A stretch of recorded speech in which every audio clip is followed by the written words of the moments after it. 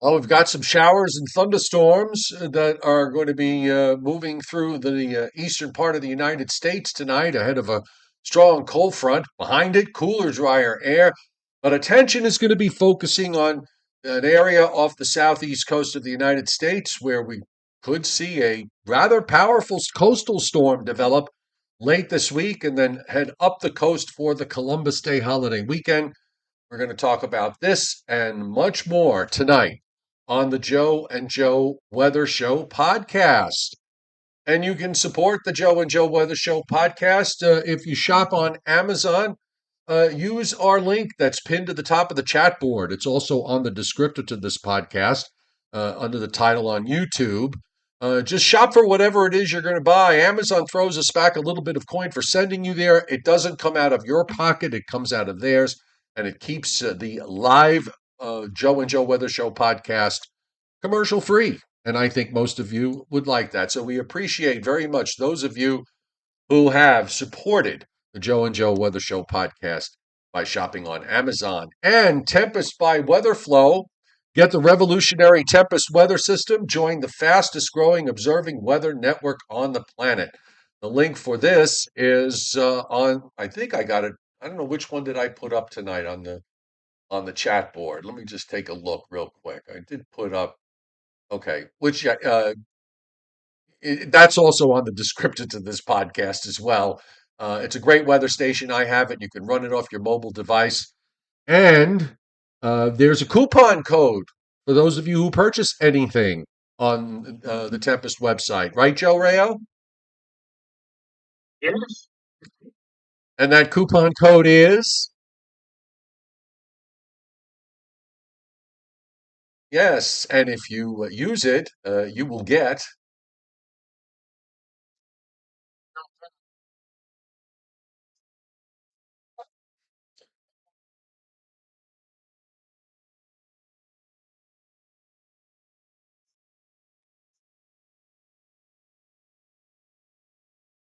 Right.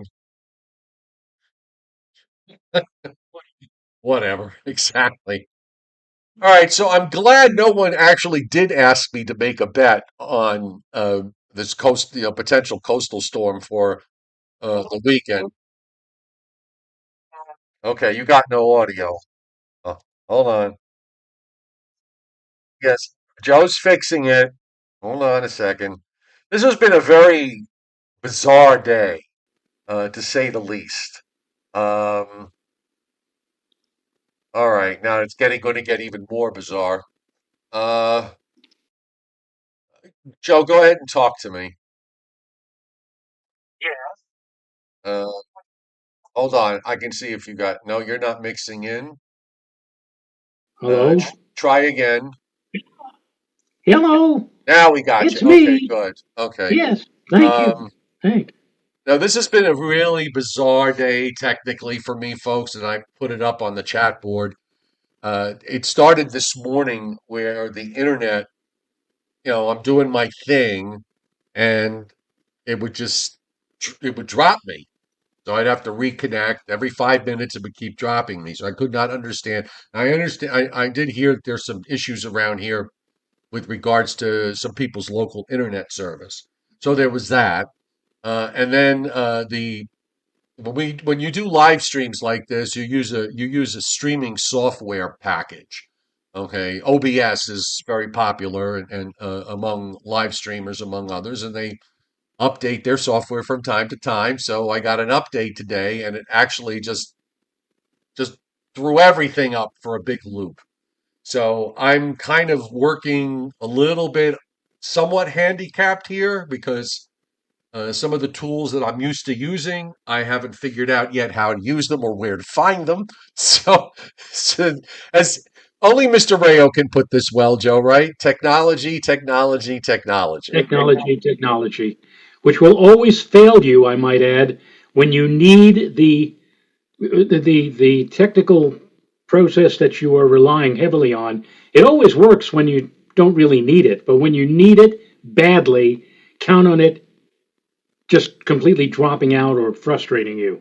Well, keep your fingers crossed on this tonight so that, folks, I mean, if the internet drops out, I have a fast way of getting it back on. So just try and be patient. It's just like I said, it's been a very difficult day for me, sitting in front of my computer for hours trying to get things fixed. All right, so how about we do this? Let's get through the local, what's going on now, because we do have this cold front. And if you wouldn't mind, Joe, please do the radars for me. I would really appreciate it. On that note, let me get my screen up here. And while I'm setting something up, let me just say welcome tonight to everybody on the chat board and those of you who are lurking in the background on tonight's Joe and Joe Weather Show podcast. We are here Sunday through Thursday at 7:35 p.m. And if this storm does materialize, we are going to be here for Friday and for Saturday as well. Or maybe one of those 2 days. So we'll let you know if we're going to add any shows. So subscribe to my YouTube channel, turn your notifications on so you don't miss us. And of course, if you do like the show, by all means, hit the like button. So I'm seeing from the chat board that now everything seems to be okay. Again, give me a minute here so I can. Oh, this is just like I said, Joe. This has just been a real mess today.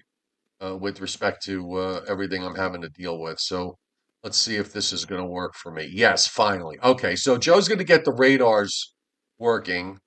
And see, here's my problem. This is some of the stuff that's been happening tonight. Let me see if I can try to fix this. Oh, boy. Oh, Lord have mercy on me. Incidentally, Joe, from what I can see on the radar, there really isn't much to show. I mean, there's some stuff out in New Mexico and western Texas, and a few spotty areas, maybe in Pennsylvania, but there really isn't all that much, and maybe southwestern sections of the coast of Florida. Okay, well, just go over it for me, because then while you're doing that, I can see if I can figure a few other things out. But just really quick, from the standpoint of watches and warnings, I just fixed the first issue. We can tell you, I mean, there's, except for a small area in New Mexico where we've got some flash flood watches, and also we've got some frosts and freeze warnings up for much of Minnesota, Wisconsin, and the upper peninsula of Michigan, and the northern portion of the lower peninsula of Michigan. So there's that. And everything else on the quiet side. And here's the satellite loop tonight. And, see the clouds that are sweeping eastward from New England down through the Southern Appalachians, a few patchy areas of showers. This was one of the things I mentioned yesterday about this cold front and the fact that we've been in this dry pattern. And anytime we've had any opportunity for rain in the last couple of weeks, these things have tended to underperform. And I think that's what we're probably seeing with respect to tonight. Well, this particular front looked like it was going to provide us in the after midnight hours. When I say us, I'm talking about the immediate tri-state metropolitan area with anywhere from a quarter to a half an inch. I even mentioned a rumble of thunder, perhaps, on the. It's a funny thing. When I was looking at the GOES satellite, I was looking, and I just realized now the reason why I wasn't seeing all that much. It just shows you thunderstorms, and there really isn't all that much in terms of convection. No, there are showers. There's a fairly decent area of rain to the south. I got the radar up on the screen. Yeah. Okay, so whenever you want to hand it over to me. Yeah. Well, first I think you have to. There you go. You have to give me sharing capabilities. That would be nice. All right. We had such an easy show last night. We had no technical glitches, and now tonight things are acting up. But go ahead. You're all set to go. That's the way it goes, ladies and gentlemen. So let's start with we'll go to Upton right off the bat here and show you. And let me just widen this out a little bit so that you have a better view. Upton showing right now. There are a couple of showers that are moving across the northern part of Massachusetts and southern sections of New Hampshire. Also in northeastern Pennsylvania, There are a couple of showers. Really, it looked like that we might see between now and midnight here in the lower Hudson Valley, we might get a couple of spotty showers. That's still not completely out of the question, but the main area of precipitation, the area that will bring us significant rainfall, is still back to the west. In fact, you can see here it is, right here on the State College Pennsylvania map, the radar out there showing not just light, but even light to moderate activity in the areas of yellow and orange falling across south central Pennsylvania, moving at a decent clip to the east. It's over central Pennsylvania now, so that would suggest that whatever is out there will eventually get into the immediate New York City area about 4 hours or so from now. So as we move on toward midnight, expect the activity to increase, to become more widespread and frequent in terms of rain and shower activity. And we'll have that from after midnight tonight on into the first half of the day on your Wednesday. Now, let's see where else. Let's go to Binghamton. And Binghamton also, similarly, over central New York, showing showers and even some embedded areas of moderate activity occurring. Let's go further south to, Washington, D.C. To Washington, D.C. There you go. Sterling, Virginia. In the immediate D.C. area, nothing is happening just now, but not too far off to the north and west. You see an area of wet weather, some light to moderate rain showers that are occurring. Western sections of Maryland, Garrett County, for example, getting hit with some rain and showers. The panhandle of West Virginia, and also northern sections of Virginia getting into a rainy weather pattern. So if you're out in that area, you will need your umbrella over the next few hours. Let's go to Roanoke, and you can see again, goodly amount of rain and shower activity over West Virginia, moving across the border into northern and north central Virginia. Not much going on in southwestern Virginia, and further south across the Carolinas for the moment. Doesn't appear to be very much of any activity going on. I mentioned the Southwest. Joe mentioned flood advisories. Well, actually, this is Flagstaff. They're not seeing anything Yeah, in the we got to Flagstaff area go to New Mexico. for good. Whoops, there you No, go. not for New Mexico, the radar is not showing, is not closed. operating actually. Closed. Let's see, White Sands and Holloman Air Force Base showing a little swath of locally heavy rain, maybe even some thunderstorm activity occurring. This here is western sections of Texas. And again, here is New Mexico. And again, you have to go up into, I guess, the northern area of New Mexico to get into that area of significant rain and precipitation. Here is Albuquerque, and Albuquerque is showing some hit and miss thunderstorm activity to their south. Doesn't look like Albuquerque is seeing much of anything. Most, again, of the activity passing just off to their south. I think I made a left turn at Albuquerque. Yeah. Let's see. Okay, so that radar, KFDX, is not operating right now. So let me try one more. Let's try Odessa, Midland, Odessa, Texas, and you could see some of those heavier showers working their way through southeastern New Mexico and on into the Panhandle area of northern Texas. Anywhere else you want to go, Joe? Or No, I think that pretty well covers it. Um, a marvelous job, I might add, by the way, as always. You, oh, thank you, yeah, I thank mean, you. really, nobody does radars the way Joe Rayo does them. There's the wide view again. There's also, since he didn't want to go down near me, there is some shower activity in eastern Tennessee, a couple of heavier cells getting ready to approach the Georgia, Alabama, Tennessee state line at Triple Point, and a few storms up in northern Alabama, north and west of Birmingham, some scattered stuff on the west coast of Florida, some scattered stuff in southern Alabama, and also in parts of East Texas. A couple of mentions here, by the way. Two super chat hits. Mr. Rayo, do you see them? Salpatchy is one. Yes.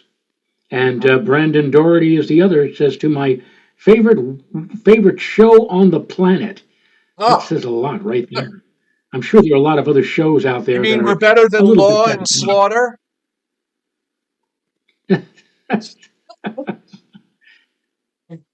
Why not? I like.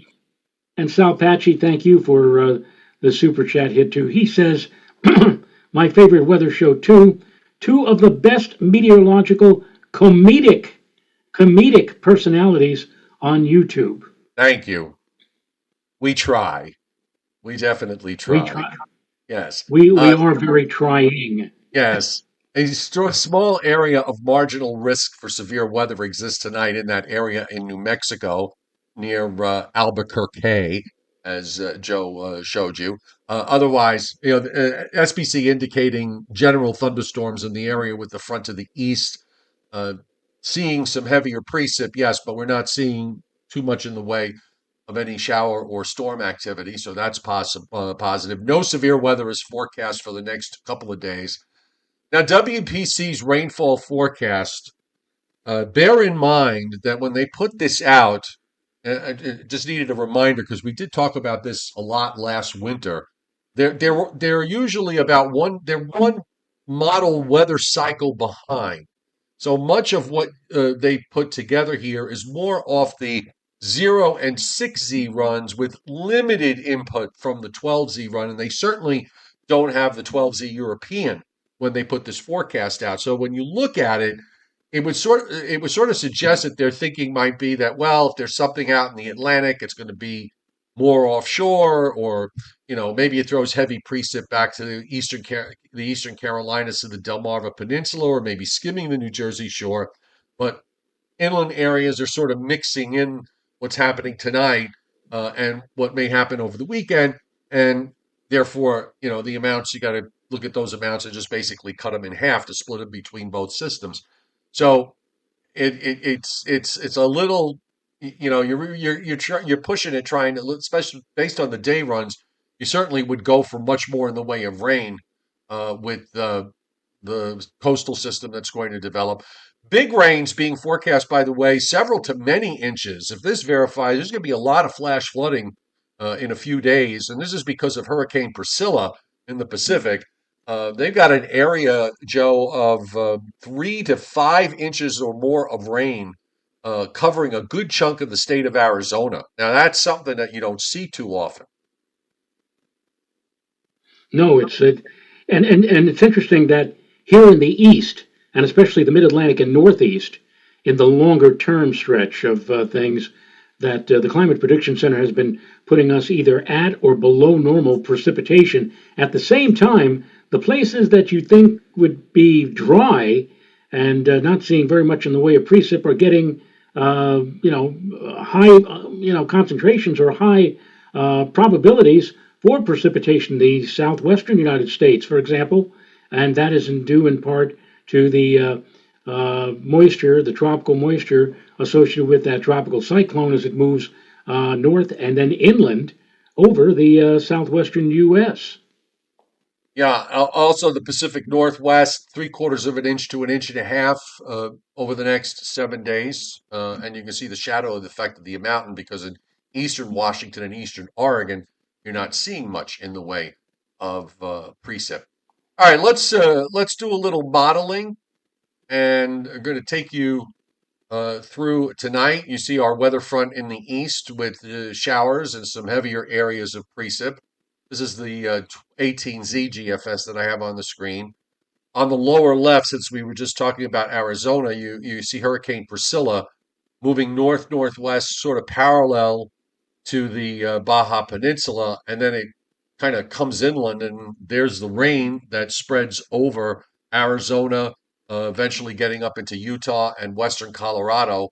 And then, of course, there's a deep trough coming into the west, which is why you're seeing all that moisture getting funneled northward. Meanwhile, here in the east, front goes by.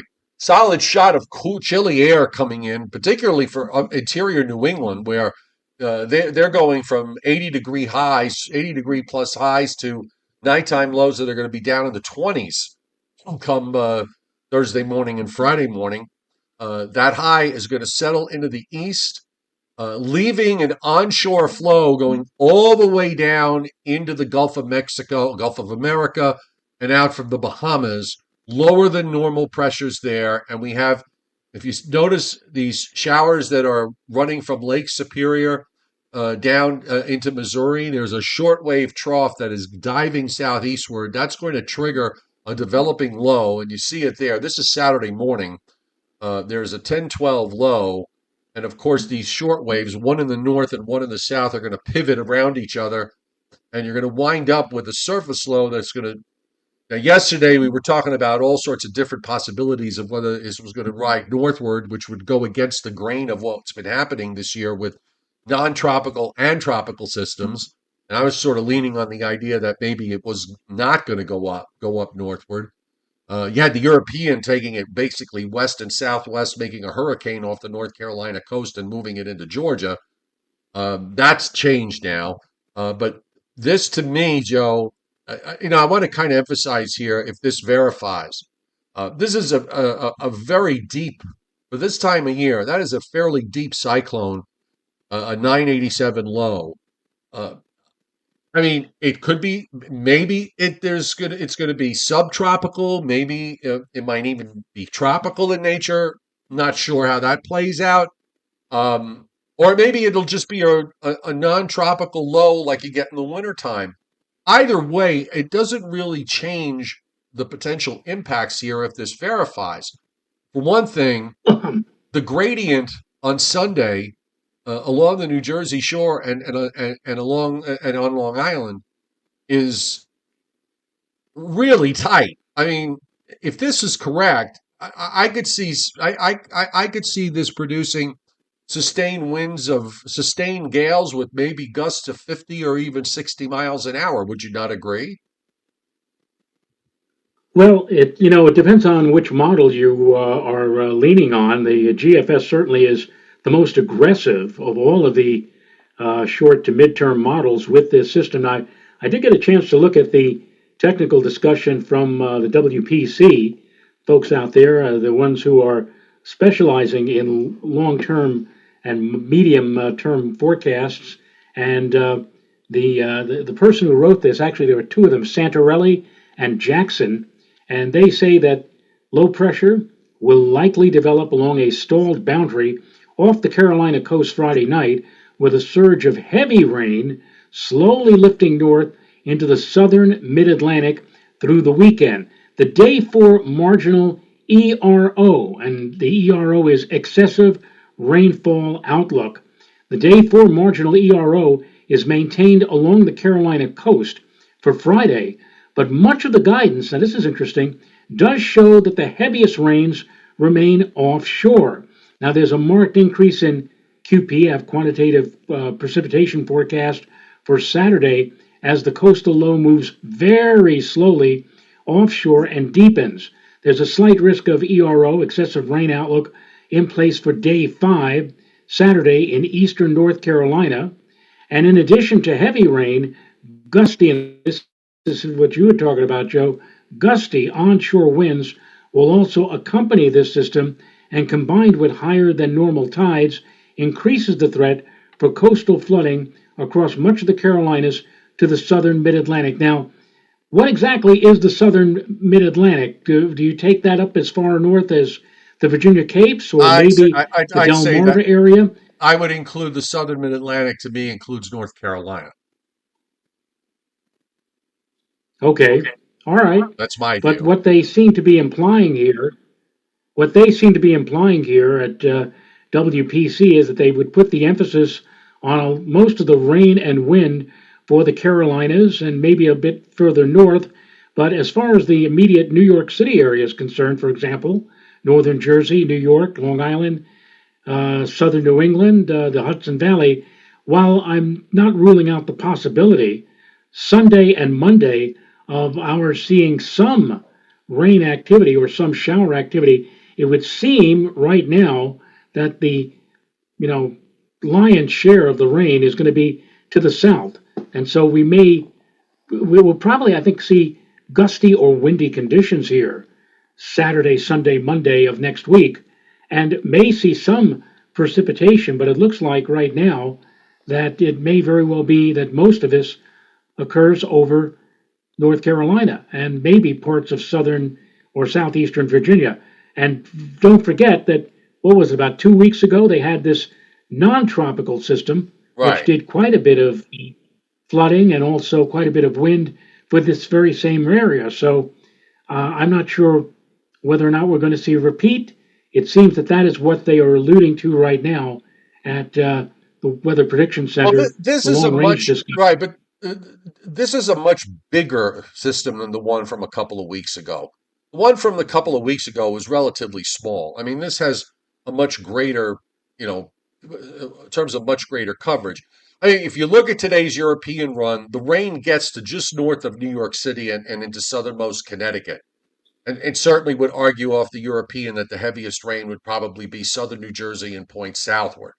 It also has a very, very tight gradient. Regardless, the gradient gets extremely tight in that area east of New Jersey and just south of Long Island.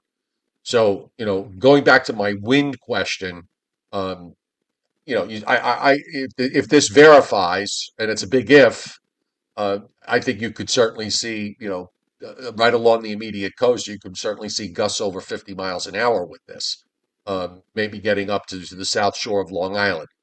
Granted, the strongest would probably be, say, southern New Jersey and south. I wouldn't disagree with that idea.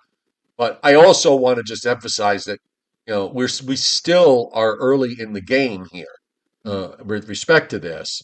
And I'm not going to discount something odd happening, if only because of the fact that there's going to be a hurricane just to our east, not just to our east, but there's going to be a hurricane riding northward along 60 West over the weekend and early next week as well. So models are having to kind of juggle two big events here, and I still think we could wind up seeing some swings with regards to what later runs do.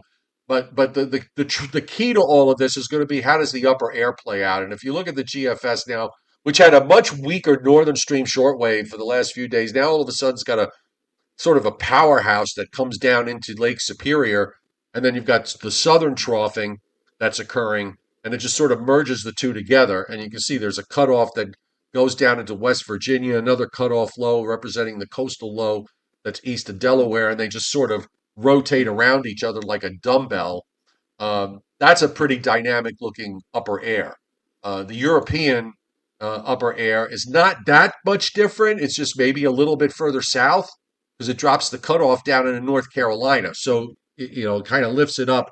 The surface low gets lifted up, not quite as far north as what the GFS has, and then eventually just sort of drops south and east and then goes out. So, I'm still a little touchy here with respect to how the upper air is being handled by both models. I don't know which one is going to, if either of these are correct, there's probably going to be some more adjustments along the way. I just noticed the 18Z European, which I have up on the screen now, or will be on the screen up on the screen shortly, is all of a sudden now on the 18Z European, that surface low can't get much further north than coastal North Carolina, and the rain barely makes it to southern New Jersey. It also doesn't get nearly as intense. You're talking about a low that gets to maybe the high 990s for a brief moment, and then it's just kind of like in 1,001. There's a big difference between 1,001 low in Wilmington and a 987 low east of Atlantic City, obviously, in terms of how this all plays out. So, bottom line is, I think there's still there's with the GFS and the European kind of on the same page. You have to think that the risks that something is going to come up the coast is higher, but uh, on the other hand, you do still have some of the model runs which are saying, you know what, this is going to get suppressed to the south. Now, I have on the screen I'm sharing right now the Omega map. This is the area of atmospheric energy. I'm Okay, hang showing on. first the I'm There going you to show go. first the GFS. This is the 12Z GFS. This is the primary run from earlier today. And you'll see that all of these contours down here, these red contours indicate areas of atmospheric energy, or omega as it's called.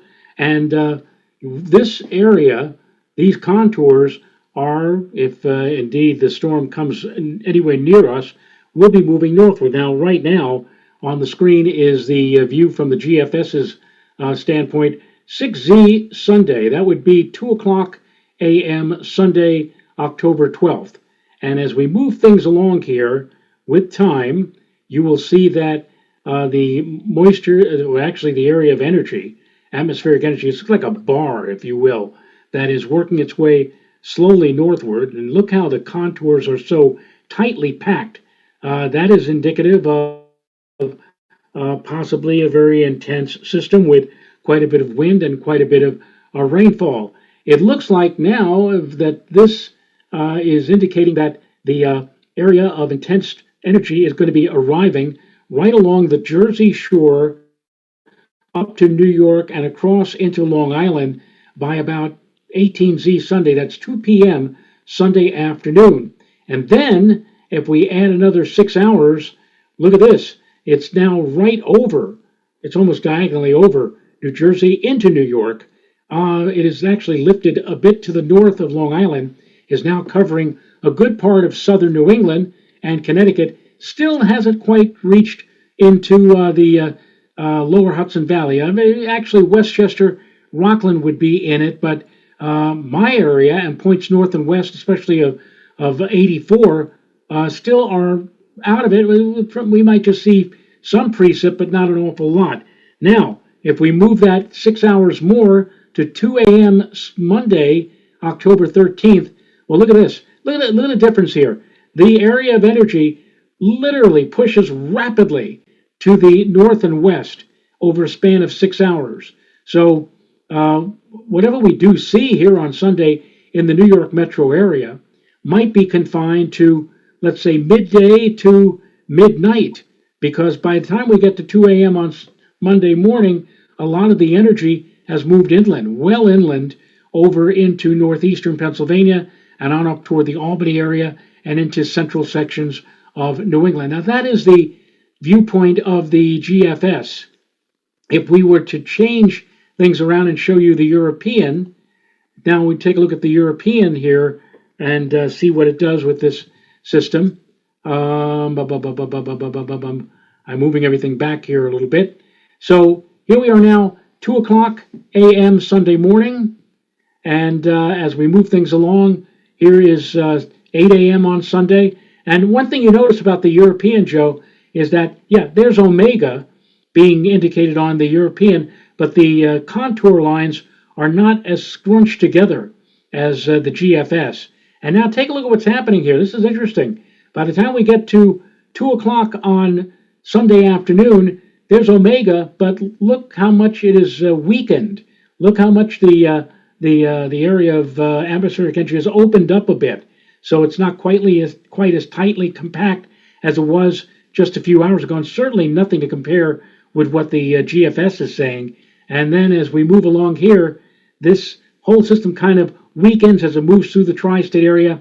And unlike the GFS, which shows a rather well-defined zone up here in northeastern Pennsylvania and upstate New York with still quite a bit of omega activity, the omega just simply falls apart on the European. So this is what the European is suggesting. The European is suggesting that it does turn unsettled, that it does suggest we probably will see some clouds and maybe some showers, but nothing like the powerhouse of wind and rain that the GFS is calling for. So Right. now, with this still, 5 days away, I think the only thing that we can do is just simply go on a day-to-day basis and see which of the two models sides with the other. Does the GFS begin to show signs later on this week of a weaker surge of energy and moisture moving in? Or does the European say, hey, you know what? The GFS, I think, has a good handle on this and start showing more in terms of a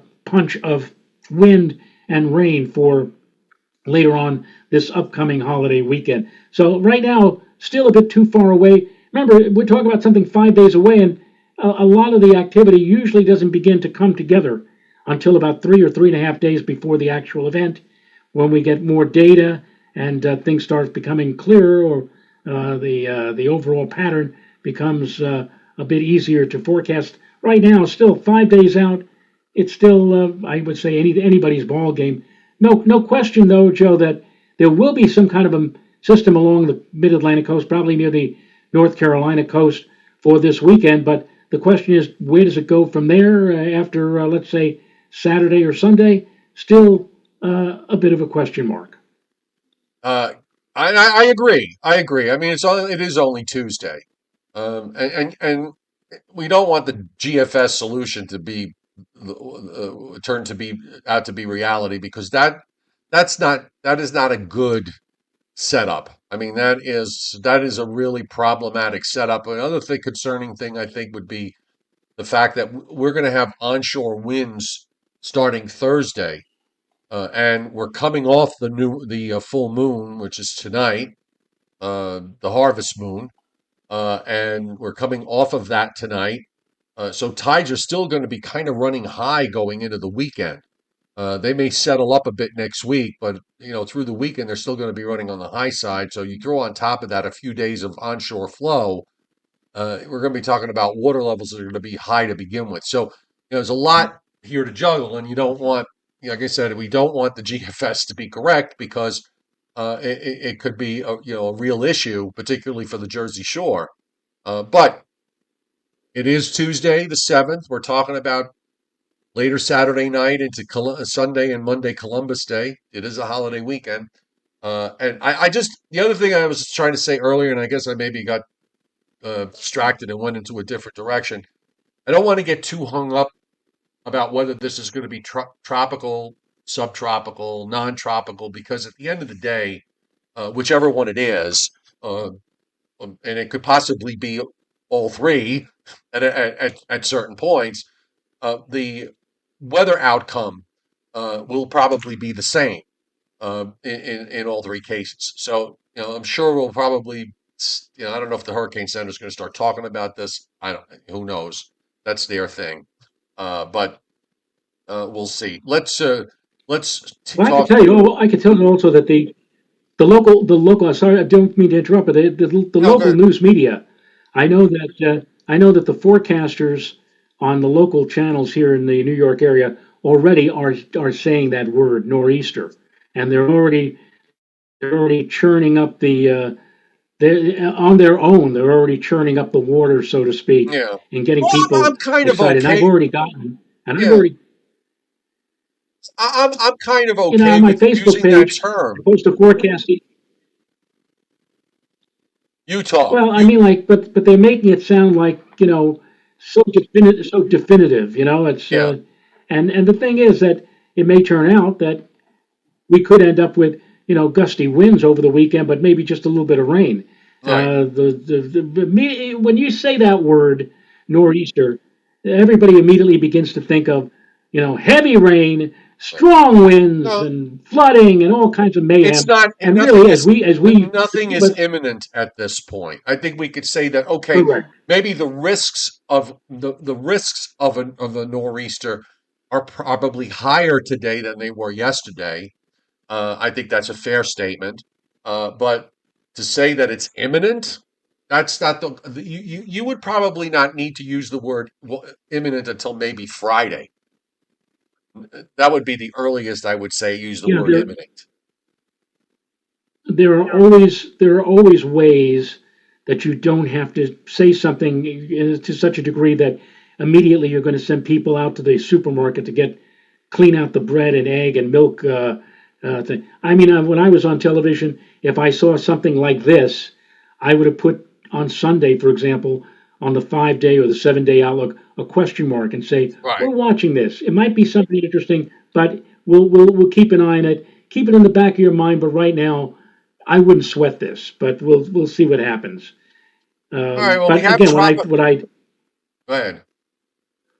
no, I mean, what I disagree with is when you start seeing on bullet boxes potential nor'easter, because I know, and you do, having done this market on radio and television for decades, I know what immediately will scare people, and immediately, and some news directors will say, "Well, say it. We need to build up the ratings or whatever. We'll keep these people." I was never of that ilk. No, neither, neither was That. I. Uh, Yeah. we do have a new tropical storm. It's the 10th one of the season. Tropical storm Jerry, and Jerry is at 12.2 north, 47.5 west. Top winds are 50 miles an hour, and it's rocketing along westward at 23 miles an hour, so it's moving fairly quickly. It's actually forecast to become a hurricane by later tomorrow. And while the Hurricane Center keeps it as a hurricane all the way through, they kind of put both possibilities out there where there might be some shear late in the forecast period, which some models are showing, and there might be some rapid deepening or rapid intensification, as other models are showing. And tropical storm watches are up for the northern Leeward Islands. That's that area that you see there in yellow. But again, this is going to be offshore. At 2 p.m. Sunday, there's going to be a hurricane southeast of Bermuda per NHC, and there's going to be a non-tropical coastal, uh, uh, possibly a non-tropical coastal storm east of the Delmarva Peninsula by a handful of miles. So, those two very big balls of energy are going to be playing off each other in some fashion here. And again, I mentioned that is also going to be part of the equation, and models are going to have to start dealing with all of this in a big way. So I still wind up that we could get thrown a few curveballs. We I have the satellite loop here of this is Jerry. Definitely has gotten better organized in the last 24 hours. You can see a nice burst of convection here on the floater loop as it sort of rockets along to the west. And on the Pacific side, we have Priscilla. And by the way, just to the southwest of Priscilla, you can see the circulation from Octave, as that is moving eastward. That's really weird because you don't see that too often. But that circulation has been moving eastward since yesterday, and it's probably going to get absorbed in this. But Priscilla is taking a north northwest course parallel to the Baja Peninsula, and I'll show you that forecast track as well because of the implications of that heavier rain. Forecast to recurve north and then northeastward, weakening, of course, as it goes into the northern portion of the Baja Peninsula, and that sort of track would streamline all that moisture up into Arizona and the southwestern U.S. And a lot of that area, by the way, has been in a multi-year drought. So this rain would probably be after an initial big runoff is probably going to maybe put a dent in their drought out there. Bring it on.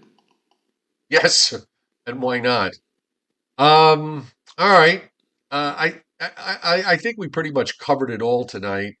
Um, I'm this was kind of after a shaky start. Things have settled down. While you were talking earlier, I was able to pull up my old, my old screen that I work with when I have the show on, so that I can see what's happening with the chat board. So that's all happening live in front of me. So that's a good thing.